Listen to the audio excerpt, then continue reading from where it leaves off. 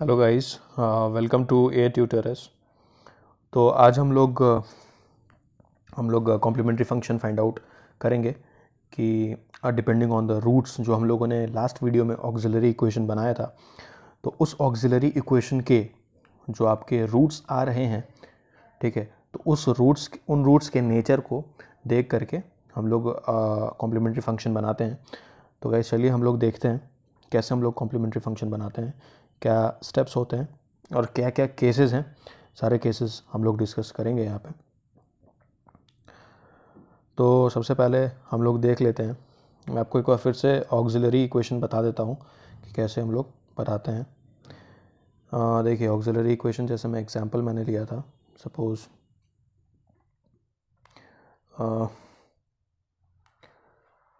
हमारे पास एक इक्वेशन है d square y by d x square plus 5 d y by d x minus y is equal to zero.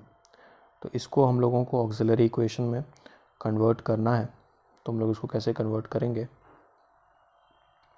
Simple है।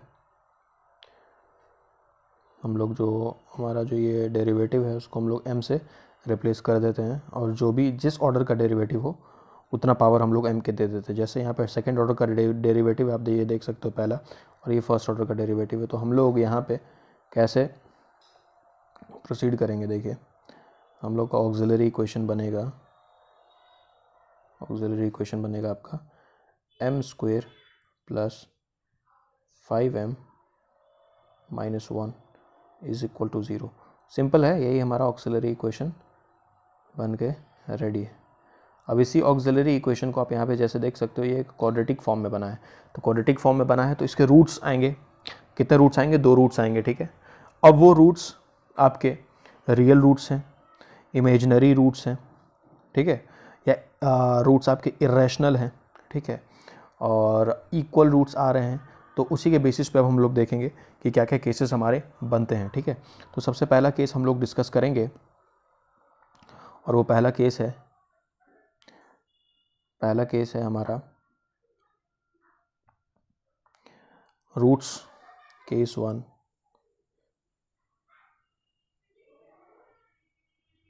Case 1 is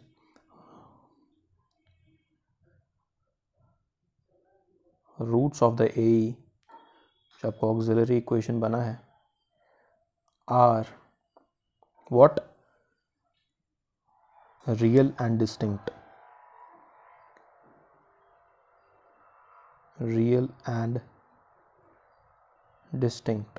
ठीक है। तो पहला हमारा ये केस बनता है। तो इसके लिए सिंपल सा, ज़्यादा मैं टाइम नहीं लूँगा, फॉर्मुलेशन सीधा हम लोग करते चलते हैं। तो इसके लिए आपका कॉम्प्लीमेंट्री फंक्शन जो बनता है, वो कॉम्प्लीमेंट्री फंक्शन होता है इसका कांस्टेंट c1 इंटू ई के पावर, ठीक है, m1x प्लस c2 इंटू ई के पावर में आ जाएगा m2 x and so on, ये चलता जाएगा, ठीक है। अब आप सर बोलोगे कि यहाँ पे कि सर ये m1 m2 क्या है, तो m1 m2 है आपके रियल और डिस्टिंक्ट रूट्स हैं। जैसे यहाँ पे मैंने बोला रियल और डिस्टिंक्ट रूट्स हैं, तो रूट्स होंगे m1 एंड m2, ठीक है। तो इसके लिए कॉम्प्लीमेंट्री फंक्शन आपने देख लिया कि कैसे हम लोग कॉम्प्लीमेंट्री फंक्शन इसकी लिखते हैं, ठीक है। ये रहा आपका complementary function, c f is equal to constant एक c1 हो गया इंटू एक्सपोनेंशियल में ई के पावर हो जाएगा m1x जो आपका पहला रूट है, प्लस c2 इंटू जो सेकंड रूट होगा उसके ई के पावर में आ जाएगा वो, ठीक है। तो ये हो गया केस 1 आपका, ठीक है। हम लोग आगे चल के एग्जाम्पल्स भी लेंगे, तो सबसे पहले इसका केसेस हम लोग कंप्लीट कर लेते हैं, ठीक है। तो सेकंड केस हम लोग देखेंगे, केस 2 हम लोग देखेंगे कि रूट्स जो हैं ऑक्सिलरी इक्वेशन के, रूट्स आर इक्वल, ठीक है। पहले इसी में हम लोग देख लेते हैं कि रूट्स आपके इक्वल हैं, ठीक है। तो रूट्स इक्वल हैं मतलब आप बोल लो m1 is equal to m2, ठीक है, मान लेते हैं m1 is equal to m2, ठीक है। तब यहाँ पे जो आपका बनेगा कॉम्प्लीमेंट्री फंक्शन आपका हो जाएगा CF will be equal to C1 constant plus C2 into x, ठीक है, इंटू ई के पावर में m1x। अब m1x लिखो या m2x लिखो, दोनों तो बराबर ही है, ठीक है। तो ये आपका कॉम्प्लीमेंट्री फंक्शन रेडी हो गया, ठीक है। ये रहा आपका कॉम्प्लीमेंट्री फंक्शन। अब अगला हम लोग थर्ड केस देखते हैं।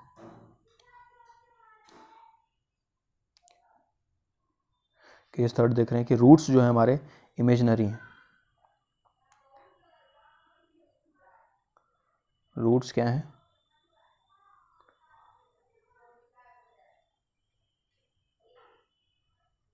इमेजिनरी है, ठीक है।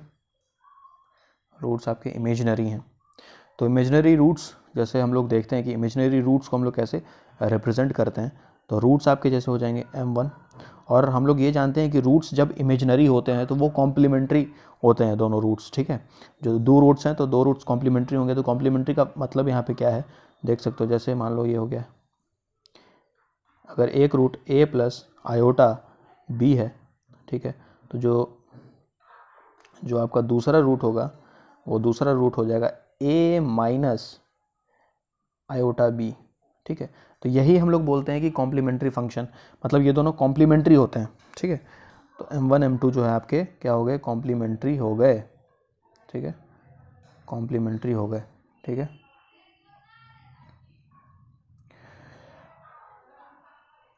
अब हम लोग देखते हैं इसको सॉल्यूशन, हम लोग इसका कॉम्प्लीमेंट्री फंक्शन कैसे निकालते हैं, कैसे लिखते हैं कॉम्प्लीमेंट्री फंक्शन। तो हम लोगों को दो चीज़ देखना है, ठीक है। हम लोगों को दो चीज़ यहाँ पे देखना है। पहला हो गया हम लोगों को पहला हम लोगों को a देखना है, ठीक है, फिर b देखना है। यही दोनों से हम लोगों को मतलब है, ठीक है। अब हम लोग देखते हैं फॉर्मुलेशन हम लोग कैसे करते हैं कॉम्प्लीमेंट्री फंक्शन का। तो देखिए कॉम्प्लीमेंट्री फंक्शन हमारा हो जाएगा CF will be equal to e के पावर a जो आप देख रहे हो ax, ठीक है, into C1 constant into cos, ये जो आपका b दिख रहा है तो cos bx plus C2 sine bx, ठीक है। ये हो जाएगा आपका क्या, कॉम्प्लीमेंट्री फंक्शन बनके तैयार है, ठीक है। अब हम लोग अगला केस देखेंगे। रूट्स आपके इरेशनल है। मैं आपको इसमें एक और केस बता देता हूँ, ठीक है, एक और केस मैं बता देता हूँ कि आपके इमेजिनरी तो हैं, ठीक है, लेकिन वो रिपीटेड हैं, ठीक है, रिपीटेड इमेजिनरी रूट्स हैं, ठीक है।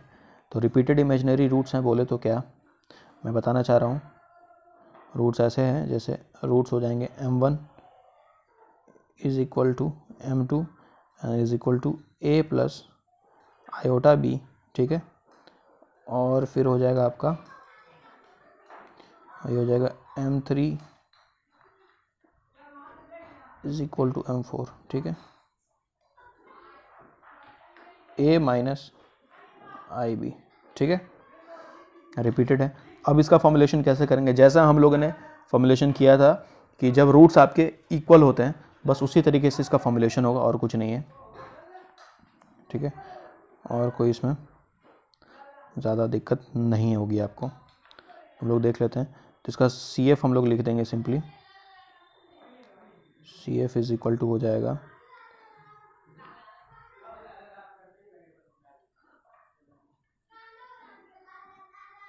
e के power ax,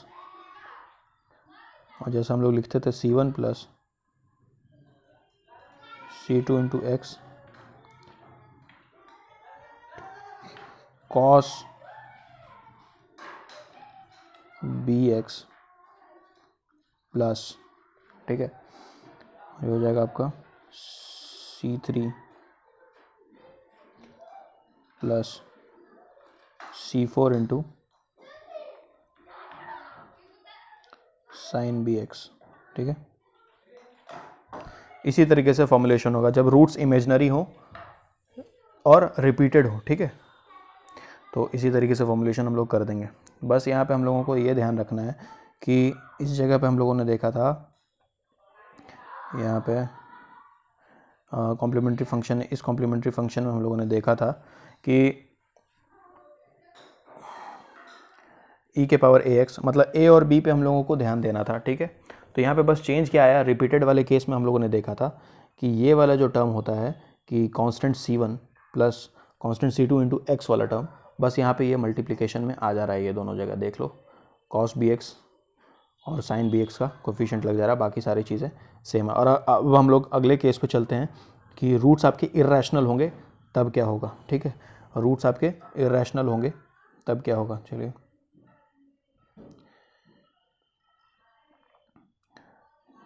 case 4 is your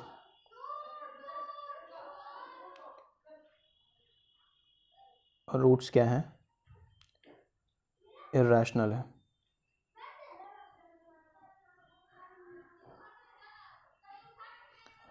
roots irrational है, कैसे लिखेंगे रूट्स, मतलब m1 इज इक्वल टू हो जाएगा a plus root b and दूसरा रूट हो जाएगा, ये इरेशनल भी कॉम्प्लीमेंट्री होते हैं जैसे आपने इमेजिनरी में देखा, ठीक है। एक प्लस के साथ लिखोगे तो एक माइनस के साथ, तो ये भी हो जाएगा a माइनस रूट बी। इसमें भी बस हम लोगों को a और b से ही मतलब है, ठीक है।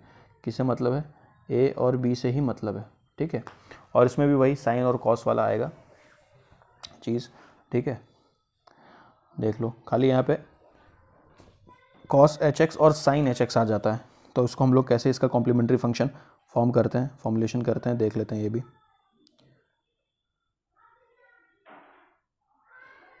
CF will be equal to हो जाएगा e के power ax into C1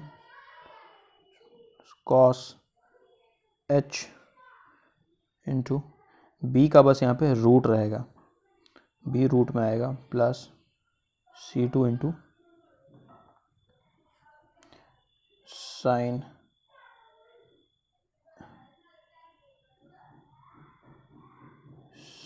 h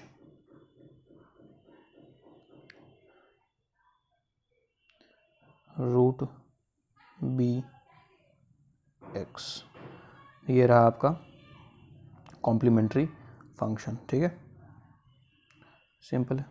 अब इसमें भी वही केस आ जाएगा कि जब आपके रूट्स इरेशनल हो बट रिपीटेड हो, ठीक है।